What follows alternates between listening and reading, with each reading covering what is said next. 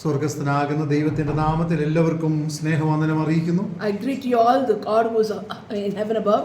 അല്പസമയം നാം ദൈവവചനത്തിന്റെ മുമ്പിലായിരിക്കുമ്പോൾ As we are in the Lord's Prayer for some time, ദൈവവചനം നമ്മളോട് സംസാരിക്കേണ്ടതിനായി പ്രാർത്ഥനയോടുകൂടി നമുക്കായിരിക്കാം. let us be in a prayerful attitude that the Lord will speak through us through His words. ദൈവവചനം നമ്മോട് സംസാരിക്കുമ്പോൾ ദൈവത്തിന്റെ പരിശുദ്ധാത്മാവ് നമ്മോട് സംസാരിക്കണം. When we say that the Lord's word should speak to us, that means that the Holy Spirit should speak to us. ദൈവത്തിന്റെ പരിശുദ്ധാത്മാവ് നമ്മോട് സംസാരിക്കുമ്പോൾ മാത്രമേ നമ്മുടെ ജീവിതത്തിലെ സമാധാനവും അനുഗ്രഹവും സന്തോഷവും നമുക്ക് ലഭ്യമാകത്തുള്ളൂ. Only when the Holy Spirit speaks to us, that's the time that we get the peace and happiness and in the presence of God. മാനുഷിക ആലോചനകൾക്കും വാക്കുകൾക്കും പരിമിതിയുണ്ട്. There's a limitation for the words of people. മാനുഷികമാകുന്ന എൻകറേജ്മെന്റുകൾക്ക് വളരെ പരിമിതികളുണ്ട്. There's a limitation for the encouragement done by people.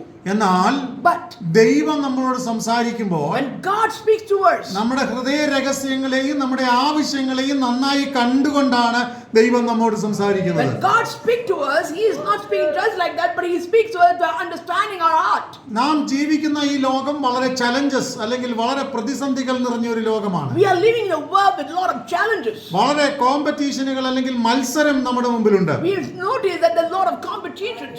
അങ്ങനെ മത്സരമുള്ള ഈ ലോകത്ത് നാം ജീവിക്കുമ്പോൾ When we are living in a competitive world, നമ്മൾ അങ്ങനെയുള്ള പ്രശ്നങ്ങളുടെ നടുവിൽ തോറ്റ് പരാജയപ്പെട്ടു പോകുവാനല്ല ദൈവം നമ്മെ ആക്കി വെച്ചിരിക്കുന്നത്. God has not kept us be a failure or a person who is discouraged. എന്റെ ഇടത്തും വലത്തും മുമ്പിലും പുറകിലും ഒക്കെ ഉള്ളവർ മുമ്പോട്ട് പൊക്കോളട്ടെ, ഞാൻ ഇങ്ങനെ പുറകിൽ നിൽക്കാമെന്ന് പറഞ്ഞാൽ ആയുസ്സിൽ ഒരിക്കലും നമുക്ക് മുൻപോട്ട് പോകുവാൻ കഴിയത്തില്ല. If we start thinking that people who's around me go forward and I'll be back, then we will never reach forward. മാത്രമല്ല എന്റെ അനുകൂലമാകുന്ന സാഹചര്യങ്ങൾ വന്നിട്ട് ഞാൻ മുൻപോട്ട് പോകാമെന്ന് പറഞ്ഞാൽ ഒരിക്കലും നമുക്ക് അനുകൂലമാകുന്ന സാഹചര്യങ്ങൾ വരത്തില്ല. If we think that let all my situation calm down and then I go forward, that kind of life will never come in front of us. 38 വർഷം കുളക്കരയിൽ കിടന്ന മനുഷ്യൻ 38 വർഷമാണ് ഇവിടെ കിടന്നത്.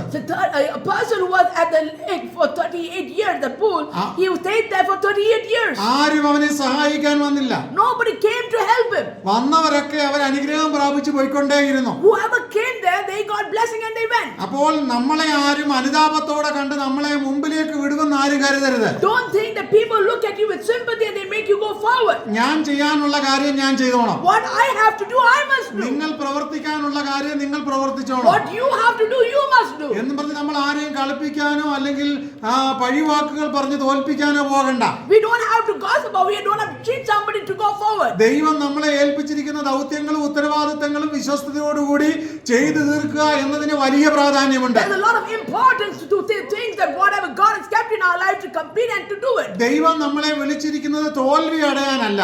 God has not called us to be a person of failure. ദൈവം നമ്മളെ വിളിച്ചിരിക്കുന്നത് ജയാളികളാകുവാനാണ്. But God has called us to be victorious. പലപ്പോഴും നമ്മൾ കരുതാറുള്ളത് Many a time we understand, ഞാൻ ഇങ്ങനെയൊക്കെ അങ്ങ് പോയിക്കോളാം, as I'll just go like this, ഇല്ല, മരണം നമ്മെ കീഴ്പ്പെടുത്തുന്ന സമയം വരെ or till death catches us, നമ്മുടെ ജീവിതത്തിൽ അവസരങ്ങളുണ്ട്.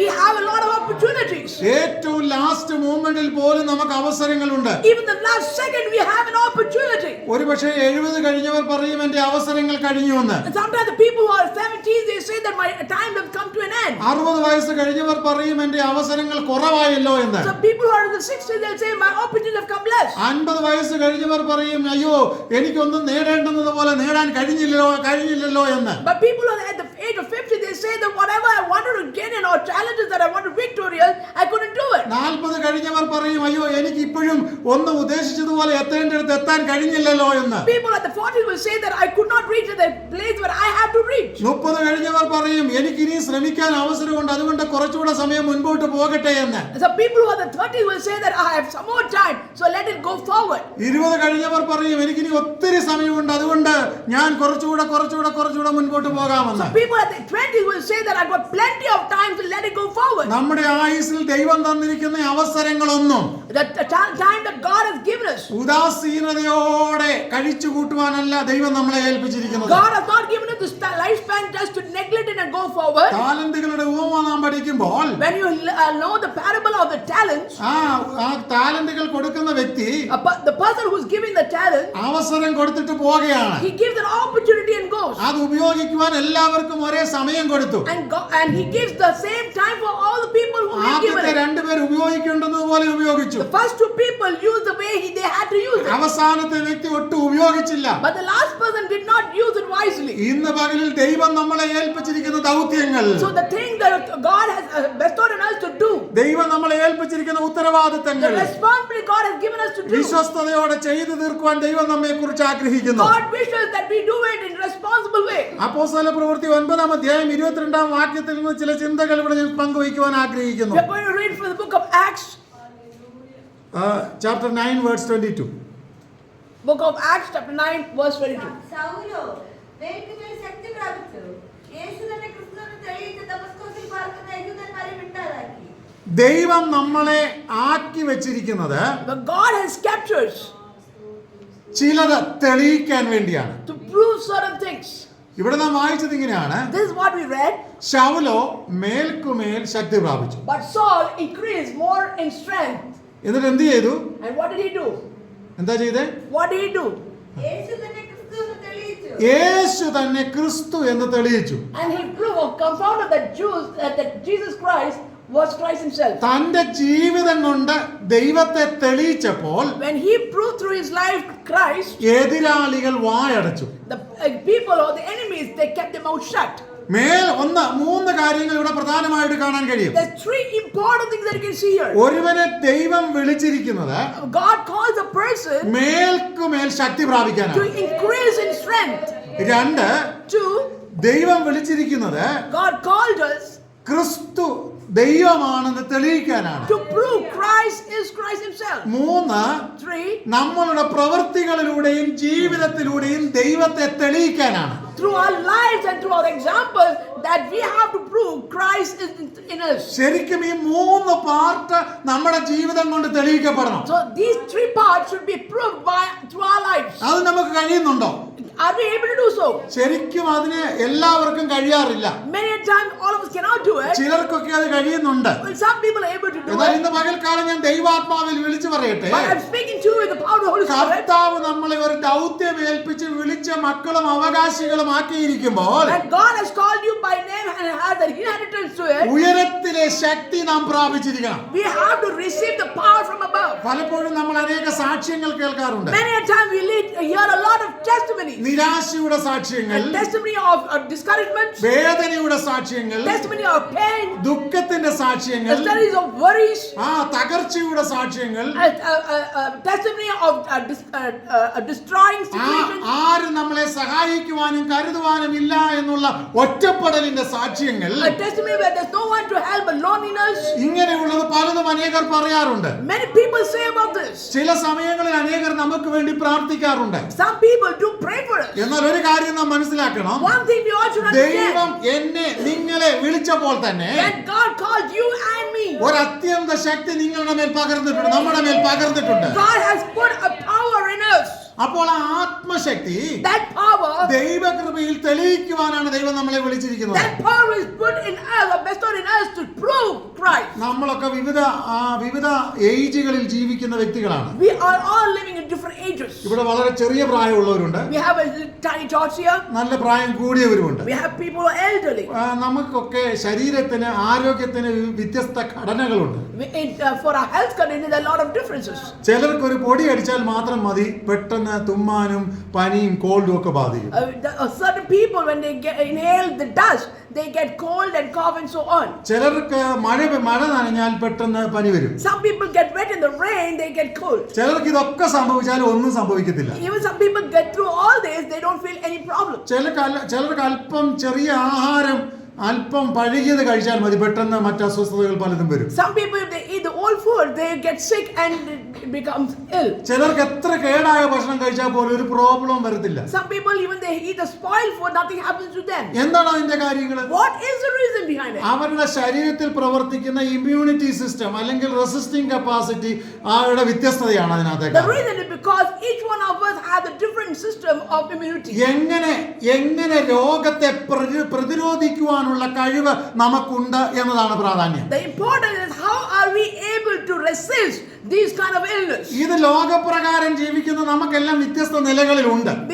All of us who live in this world, they have different kinds of immune system. എന്നാൽ മറിച്ചൊരു കാര്യം ഞാൻ പറയട്ടെ, But to change another part of it, ആത്മീക ജീവിതത്തിലും ഇതുപോലെ ശത്രുവിനോട് പോരാടുവാൻ, ദുഷ്ടനെ തോൽപ്പിക്കുവാൻ ഒരു വ്യത്യസ്ത ആത്മീക അധികാരം ദൈവം നമ്മളെ ഏൽപ്പിച്ചിട്ടുണ്ട്. God has given for each one of us the power of the Holy Spirit to defeat the enemy in each situation. തോറ്റും ക്ഷീണിച്ചും പരാജയപ്പെട്ടും പോകുവാനല്ല കർത്താവ് നമ്മളെ വിളിച്ചിരിക്കുന്നത്. God did not call you and me to be a failure or get a defeated situation and back out. ദൈവമക്കളുടെ ശക്തി എന്താണ്? What is the strength of the children of God? ദൈവമക്കളുടെ ശക്തി എന്താണ്? What is the power of the children of അവരുടെ God? ശക്തി എന്ന് പറയുന്നത് അവർ ദൈവത്തെ ആത്മാവിൽ ആരാധിക്കുന്നതാണ്.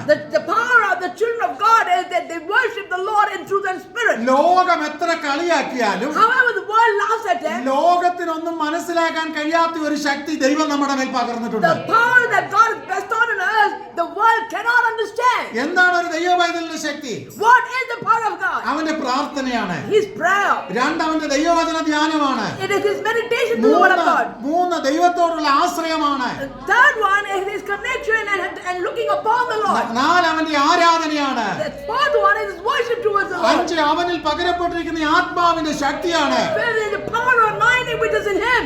ആറ്, അവന്റെ കൂട്ടായ്മയാണ്. Six is the fellowship that he has with him. എന്താണ് കൂട്ടായ്മയുടെ പ്രത്യേകത? What is the importance of fellowship?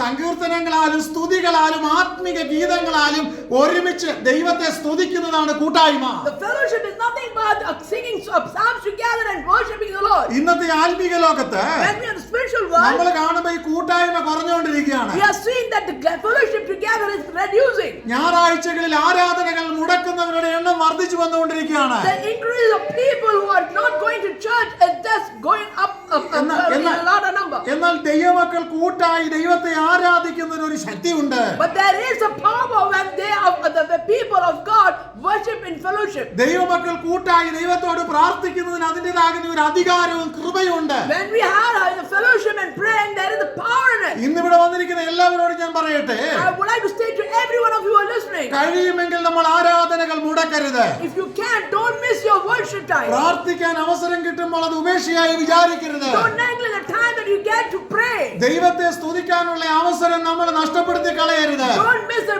opportunity that you get to praise the God Almighty. ചില ദിവസങ്ങൾക്ക് മുമ്പ് ഞാൻ ഇങ്ങനെ വായിക്കാനിടയായി തീർന്നു. A few days ago, I read a thing like this. North ഇന്ത്യയിൽ ഒരു സ്റ്റേറ്റില് In one part of North India, ഒരു 10 family ദൈവമക്കളുണ്ടായിരുന്നു. 10 ദൈവമക്കളുടെ ഫാമിലി ഉണ്ടായിരുന്നു. there were 10 children of families.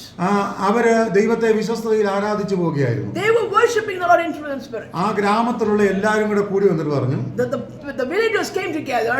നിങ്ങള് ഇപ്പോൾ ആരാധിക്കുന്ന ഈ വിശ്വാസം വിട്ടിട്ട് പഴയ കാര്യങ്ങളിലേക്കൊക്കെ പോകണമെന്ന്. So they came and told them, leave this faith that you have right now and come back or return back to your old faith. 6 കുടുംബങ്ങൾ തിരിച്ചുപോയി. 6 families returned back. 4 കുടുംബങ്ങൾ ശക്തിയോടുകൂടെ നിലനിന്നു. And 4 families stood for the word of God. എന്താ സംഭവിച്ചെന്നറിയാമോ? Do you know what happened to them? ആ 4 കുടുംബങ്ങൾ For the 4 families, അവരുടെ വീടുകൾ മുഴുവൻ ഇടിച്ചു നിരത്തി. they destroyed the buildings. അവരുടെ വീട്ടുപകരണങ്ങൾ മുഴുവൻ കാട്ടിൽ വാഹനത്തിൽ കയറ്റി കാട്ടിൽ കൊണ്ട് തള്ളിക്കളഞ്ഞു. All the utensils or furniture, whatever they had, were taken to the forest and dumped there. ഇത്രയും പീഡ സഹിച്ച് നിൽക്കുന്ന ദൈവമക്കളെ നമ്മൾ കണ്ടിട്ടുണ്ടോ? Have you seen children of God who are going through these kind of persecutions?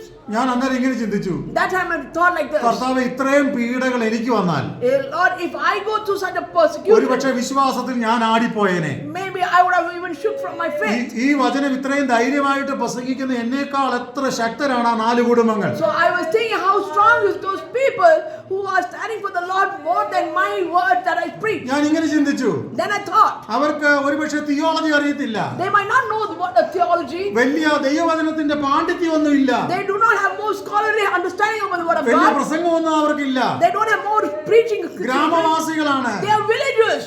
അവർക്ക് പഠിത്തം വലുതായിട്ട് കാണത്തില്ല. They might not have enough of educational പക്ഷെ background, അവർക്ക് വിശ്വസിച്ച ദൈവത്തെ കുറിച്ച് ഒരു ഉറപ്പുണ്ടായിരുന്നു. but they had the faith in the God whom they worship. എനിക്ക് ഫർദർ ഡീറ്റെയിൽസ് പറയാനൊന്നും അറിയത്തില്ല. I don't have more information about പക്ഷെ it. ഒരു കാര്യത്തിൽ ഞാൻ ഇങ്ങനെ വിശ്വസിക്കുന്നത്, This is what I believe in. അനേക കഷ്ടങ്ങൾ അവർ സഹിച്ചാലും ദൈവത്തിന്റെ പ്രതിഫലം അവർക്കുണ്ടാകും. Even though they go through all these persecutions and pain, they have a reward from God Almighty. ഒരു ദൈവപൈതലിനെ കർത്താവ് വിളിച്ചിരിക്കുന്നത് God has called a child of God വിശ്വാസത്തിന് വേണ്ടി കഷ്ടം സഹിക്കാനാണ്. to stand and get strong in their faith and to go through the purpose. ത്യാഗാത്മകമായ ജീവിത സാഹചര്യത്തിലൂടെ മുൻപോട്ട് പോകുവാനാണ്. To have a sacrificial life and go towards the Lord. ലോകത്തോട് compromise ചെയ്യുവാനല്ല ദൈവം നമ്മളെ വിളിച്ചിരിക്കുന്നത്. God did not call you and me to compromise to this world. ഞാനൊരു കാര്യം പറയാം. I would like to say this. ലോകത്തോട് കോംപ്രമൈസ് ചെയ്യുന്ന അനേകരെ നമുക്ക് കാണാൻ We കഴിയുന്നു. see people who are compromising to the world. സാഹചര്യങ്ങൾക്ക് അനുകൂലമായി പ്രസംഗിക്കുകയും ജീവിക്കുകയും ചെയ്യുന്ന അനേകരെ നമുക്ക് കാണാൻ കഴിഞ്ഞെന്ന് വന്നേക്കാം. We might see people who are compromising to the world and preaching the word of എന്നാൽ God. വിശ്വാസത്തിന് വേണ്ടി ഉറപ്പോടെ ഒരു ദൈവപൈതൽ നിൽക്കാൻ തയ്യാറായാൽ But if a child of God stands strong in his faith for the word of God, അപ്രകാരം നിൽക്കുന്ന ഒരു ദൈവപൈതലിന് വേണ്ടി തുറക്കുന്ന ഒരു സ്വർഗമുണ്ട്. and those people for God has kept a reward from heaven. അപ്രകാരം നിൽക്കുന്ന ഒരു ദൈവപൈതലിന് വേണ്ടി പ്രവർത്തിക്കുന്ന ഒരു കർത്താവുണ്ട്. For such people, God has the hand to help them out. ഈ ദൈവവചനത്തിന്റെ ആദ്യോടൊന്നും നമ്മൾ കാണുമ്പോൾ When we live from the beginning to the end of the word of God, ഒത്തിരി സ്ഥലങ്ങളിൽ അപ്രകാരം പ്രവർത്തിക്കുന്ന അപ്രകാരം നിന്ന ദൈവമക്കൾക്ക് വേണ്ടി പ്രവർത്തിച്ച ഒരു ദൈവത്തെ നമുക്ക് കാണുവാൻ കഴിയോ? we can see a God who has done great things for those people who stand strong for the Lord. ഇന്നലകളിലും അങ്ങനെ നിന്നവർക്ക് വേണ്ടി പ്രവർത്തിച്ചിട്ടുണ്ട്. God has done same thing for the people who stood for Him in the past. ഇന്നിവിടെ ഇരിക്കുന്ന നിങ്ങൾക്കും നമുക്ക് ഓരോരുത്തർക്കും വേണ്ടിയും ഇപ്രകാരം ദൈവം പ്രവർത്തിച്ചിട്ടുണ്ട്. God has done the same thing for you and for me too when we stood for Him. അപ്പോൾ ഇന്ന് പകൽക്കാലം ഞാൻ പറഞ്ഞു വരുന്നത് What I'm trying to say this morning, ശക്തിയോടും ഉറപ്പോടും വിശ്വാസത്തോടും ധൈര്യത്തോടും കൂടി നമ്മുടെ സ്റ്റെപ്പുകളെ നാം മുൻപോട്ട് വെക്കണം. that is with a lot of confidence and with faith that we walk forward. നമ്മുടെ അകത്തെ മനുഷ്യൻ ശക്തിയോടെ ബലം പ്രാപിക്കണം. Let an inner man get more and more strength. ഇവിടെ നമ്മൾ വായിച്ചത് ഇങ്ങനെയാണ്. This is what we have read. ശൗലോ മേൽക്കുമേൽ ശക്തി പ്രാപിച്ചു. Saul increased more in strength. 2 ക്രിസ്തുവിനെ തെളിയിച്ചു. Proved Christ. 3 ദമസ്കോസിലുള്ള യഹൂദന്മാരെ മിണ്ടാതാക്കി. So the third thing that he confounded the Jews in Damascus. ഒരുവൻ മേൽക്കുമേൽ ശക്തി പ്രാപിക്കുമ്പോൾ When a person gets increase in his strength, സംഭവിക്കുന്ന ഒരു പ്രധാനപ്പെട്ട വിഷയം, the most important thing that happens, നമ്മൾ ആരുടെയും വാ ക്ലിപ്പിട്ട് കൂട്ടാൻ വേണ്ടി പോകണ്ട. we don't have to go and put a clip for people. നമ്മൾ ആരെയും തോപ്പിക്കാൻ വേണ്ടി ഒന്നും സംസാരിക്കാൻ പോകണ്ട. We don't have to say words to defeat people. ദൈവം നിന്നോട് കൂടെ ഉണ്ടെങ്കിൽ, If God is with you, ദൈവം നിനക്ക് വേണ്ടി പ്രവർത്തിപ്പാനുണ്ടെങ്കിൽ, if God has worked for you, നിന്നിലൂടെ ദൈവത്തിന്റെ നാമം തെളിയിക്കപ്പെട്ടിരിക്കും. then God's name will be proved through you. പക്ഷെ മനുഷ്യത്വത്തിൽ നമുക്ക് സംഭവിക്കുന്ന ബലഹീനത എന്നാണെന്നറിയാമോ? Do you know what is the weakness that as a human we have? ഒരുപക്ഷെ നിങ്ങളെക്കാൾ കൂടുതൽ ആ ബലഹീനത എനിക്കുണ്ടായിരിക്കാം. Maybe I might have more weakness than you guys. എന്റെ വാക്കുകൊണ്ടും ബുദ്ധി കൊണ്ടും മറ്റുള്ളവരെ തോൽപ്പിക്കാമെന്ന് നമ്മൾ അങ്ങ് കരുതും. We think that through our word or thoughts that we can defeat others. നീ ഒരു പരാജയമാകട്ടോ. You are a failure. നിന്റെ വിഷയം Your things. സ്തോത്രത്തോടെ ദൈവത്തെ ഏൽപ്പിച്ചാൽ മതി. Give to God the supplication with thanksgiving. കർത്താവ് നിനക്ക് വേണ്ടി കാര്യവും വ്യവഹാരവും നടത്തും. Then God will do things for you. കർത്താവ് നിനക്ക് വേണ്ടി കാര്യവും വ്യവഹാരവും നടത്തും. Then God will do everything for you. അപ്പോൾ ശക്തി പ്രാപിക്കുക. So increase in your strength. രണ്ടാമതൊരു ഭാഗം ഞാൻ ഇവിടെ പറയാൻ There's ആഗ്രഹിക്കുന്നത്, another part I would like to share. Book of acts chapter 28 words 5. Book of Acts 28 verse 5. But God shook the snake off into the fire and suffered no ill effects. അവനോ ആ ജന്തുവിനെ തീയിൽ കുടഞ്ഞ് കളഞ്ഞു, ദോഷം ഒന്നും പറ്റിയില്ല. So he took off the beast into the fire and felt no harm. നമ്മൾ എന്താ ചെയ്യേണ്ടേ? What should we do? ശക്തി നമ്മൾ തെളിയിക്കുക. We have to prove the strength. നമുക്കറിയാം, We know പൗലോസിനെ ഒരു അണലി ചുറ്റി. a serpent had caught Paul. അണലി ഭയങ്കര ഒരു വിഷമുള്ള പാമ്പാണ്. We all know that the serpent is very poisonous snake. പക്ഷേ അണലി കടിച്ചു കഴിഞ്ഞപ്പോൾ But when he bit it, ചുറ്റുപാടുകാർ മുഴുവൻ the people around him, പറഞ്ഞുകൊണ്ട് നിൽക്കുകയാണ്, they are saying, ഇവൻ ഇപ്പൊ തന്നെ ചാവും. now he will die. ലോകത്തിന്റെ വിധിയല്ല ദൈവം നമ്മളെ കുറിച്ച് കണക്ക് കൂട്ടിയിരിക്കുന്നത്. The judgment that people of this world give is not the same way that God keeps for us. ഇതുകൊണ്ട് നീ തീർന്നെന്ന് ലോകം വിധി എഴുതിയാൽ, When the world judges and says this is the end of you, ഇല്ല, നീ തീർന്നു പോകത്തില്ല. no, that is not your end. ഈ കഷ്ടം കൊണ്ട് നീ അവസാനിച്ചെന്ന് ലോകം വിധി എഴുതിയാൽ, When the world thinks that because of this problem you're going to come to an ഈ end, കഷ്ടത്തിന് നിന്നെ ഇല്ലായ്മ ചെയ്യാൻ കഴിയത്തില്ല. the problems cannot destroy you or defeat you. നീ സമുദ്രത്തിൽ വീണാലും, Even if you fall in the sea, തീയിൽ വീണാലും, even if you fall in the fire, തിരമാലകൾ അടിച്ചുയർന്നാലും, even the storms and waves capture you, അനർത്ഥങ്ങൾ ആപത്തുകൾ നിന്റെ മുമ്പിൽ ഉയർന്നു വന്നാലും, even a lot of problems and troubles increasingly coming to you, ദൈവത്തിന് നിന്നെ കുറിച്ച് പ്ലാൻ ഉണ്ടെങ്കിൽ if God has a plan about you, ആ പ്രതികൂലത്തിന് നിന്നെ ഇല്ലായ്മ ചെയ്യാൻ കഴിയത്തില്ല. those kind of things will not be able to defeat you. അപ്പോൾ അവിടെ നമ്മൾ ഇങ്ങനെയാണ് വായിച്ചത്, This is what we read. പൗലോസ് ആ ജന്തുവിനെ തീയിൽ കുടഞ്ഞു കളഞ്ഞു. So Paul shook the beast into the fire. ഇവിടെ നമ്മളും പൗലോസും തമ്മിലുള്ള വ്യത്യാസം എനിക്ക് മനസ്സിലാകുന്നത്, What I understand of the difference between Paul and Ursus, നമ്മളാണെങ്കിൽ if we, ആണലിയാ കടിച്ചെങ്കിൽ if the serpent bit us, അപ്പൊ തന്നെ നമ്മളവിടെ ബോധം കിട്ടു വീഴും. we would have fainted there. കാരണം എന്നാ? What's the reason? നമ്മളെ ഭയം ബാധിച്ചിട്ടുണ്ട്. Because fear captures us. നമ്മൾ തോറ്റു പോകുന്നു ഭയപ്പെടുക. You are getting scared that we'll be a failure. മറിച്ച് പൗലോസിന്റെ വ്യത്യാസം എന്നാ? What is the difference in Paul? അതിനെ നോക്കിയിട്ട് He looks at it. ധൈര്യമായിട്ട് അതിനെ തീയിലേക്ക് കുടഞ്ഞു കളയുക. He with lot of courage shooks the beast into the fire. വിശ്വസിക്കുന്നവൻ ഉറച്ചു നിന്ന് വീര്യം പ്രവർത്തിക്കും. So a person who has faith, he will do a victorious thing. ഇന്ന് പകൽ ഇവിടെ ഇരിക്കുന്ന എല്ലാവരോടും ഞാൻ വിളിച്ചു പറയട്ടെ, I'm telling to every one of you നീ listening. ഒരു വിശ്വസിക്കുന്ന ദൈവഭക്തനാണെങ്കിൽ If you are a person who believes, നീ എന്ത് ചെയ്യും? what will you do? വിശ്വസിക്കുന്നവൻ ഉറച്ചു നിന്ന് വീര്യം പ്രവർത്തിക്കും. So if you believe, then you may standing strong and do victorious things. എബ്രായ ലേഖനം 11-ാം അധ്യായം പ്രാവശ്യം ഒന്ന് വായിച്ചു നോക്കണം. When you read the book of Hebrews chapter 11 multiple times, വിശ്വാസത്താൽ അവർ തീയുടെ ബലം കെടുത്തി. so they were by faith were able to destroy the power of the fire. വിശ്വാസത്താൽ അവർ ശത്രുവിനെ തോൽപ്പിച്ചു. They defeated the enemy through the faith. വിശ്വാസത്താൽ അവർ രാജ്യങ്ങൾ കീഴടക്കി. They had defeated the nation by the faith. വിശ്വാസത്താൽ അവർ അത്ഭുതങ്ങൾ ചെയ്തു. By faith they were able to do miracles. വിശ്വാസത്താൽ അവർ നന്മ പ്രാപിച്ചു. By faith they were able to receive the blessings. വിശ്വാസത്താൽ അവർ അനുഗ്രഹങ്ങൾ നേടി. Because of the faith they had, they were able to get the blessings. ജീവിതത്തിൽ ജയം പ്രാപിക്കുവാൻ To receive the victory, ഒരുവന്റെ വിശ്വാസം വളരെ വലുതായി പ്രവർത്തിക്കുന്നു. that the faith increases in us. കൊല്ലുവാൻ ശത്രു കടിച്ചു തൂങ്ങി കിടക്കുമ്പോഴോ, When the enemy is trying to kill us or defeat us, ശരിക്കും പറഞ്ഞാൽ to say it truly, വിശ്വാസത്തോടെ അതിനെ കുടഞ്ഞു കളഞ്ഞു. by faith he shook it off. അവൻ അവന്റെ ആത്മിക ധൈര്യം തെളിയിച്ചു. He proved his spiritual strength. ഇന്ന് പകൽ ഞാൻ ദൈവസന്നിധിയിൽ പറയട്ടെ, I would like to say to you, all of you, ചില നാളുകൾക്ക് മുമ്പ് ഞാൻ ഇങ്ങനെ ഒരു അനുഭവ സാക്ഷ്യം വായിച്ചു. I read a testimony some time back. Cancer ബാധിച്ച് വളരെ തേർഡ് സ്റ്റേജിന്റെ ലാസ്റ്റിൽ നിൽക്കുന്ന ഒരു സഹോദരി, A sister who was under the third phase of cancer, അവര് മരിച്ചു പോകും, ഇനി അറിയിക്കാനുള്ളവരെയൊക്കെ അറിയിച്ചോ, വളരെ ദയനീയമായ സ്ഥിതിയിലാണെന്ന് അവരോട് ഡോക്ടർ പറഞ്ഞു. the doctor had informed that the sister would pass away because the condition was too hopeless. 75 kilo ഉള്ള ആ വ്യക്തി ഏതാണ്ട് 40 കിലോയിൽ താഴെ വന്നു. She was 75 in the beginning, but then she has come to the 40 kg. ഇത് പറയുമ്പോൾ തന്നെ നമുക്ക് മനസ്സിലാകാമല്ലോ അവരെ എല്ലും കോലവുമായ നിലയിലെത്തി. So we would have understood how bad condition she was in. ഞാൻ ഇങ്ങനെയാണ് വായിച്ചത്. Now this is what I've read. അവർ 91-ാം സങ്കീർത്തനം തുടർമാനമായി വായിച്ചുകൊണ്ടിരുന്നു. She continuously read Psalms 91. ഒരു പ്രാവശ്യം വായിച്ചു, Once she read, വളരെയധികം ടൈംസ് അവർ പിന്നെ റിപ്പീറ്റ് ചെയ്ത് വായിച്ചുകൊണ്ടേയിരുന്നു. multiple times she took time and read the verse. വചനത്തെ അവരിങ്ങനെയാണ് എഴുതിയിരുന്നത്, This is what she's written. വചനത്തിന്റെ ശക്തി അവരുടെ മേലേക്ക് ഇറങ്ങി. The power of the word of God entered her. ഡോക്ടറുടെ വിധിക്ക് മുകളിൽ ദൈവം പ്രവർത്തിച്ചു. More than the word of the doctor, God started working in her. ഇന്ന് പകലും ഞാൻ നിങ്ങളോട് പറയട്ടെ, What I'd like to tell you this morning, നമ്മുടെ ആയുസ്സിനെ നിയന്ത്രിക്കുന്നത്, നമ്മുടെ ആരോഗ്യത്തെ നിയന്ത്രിക്കുന്നത്, നമ്മുടെ കഴിവുകളെ നിയന്ത്രിക്കുന്നത്, നമ്മുടെ കുടുംബത്തെ നിയന്ത്രിക്കുന്നത്, നമ്മുടെ പിന്തലമുറയെ നിയന്ത്രിക്കുന്നത്, what is leading our family, our health, our circumstances, everything is കർത്താവാണ്. it's God himself, ലോകത്തിലെ ഒരു മനുഷ്യനുമല്ല. not the human that is controlling our life. നമുക്ക് പിന്തലമുറയെ തന്നത് കർത്താവാണ്. It's God who gave our next generation. ദൈവം അറിയാതെ ഒന്നും സംഭവിക്കത്തില്ല.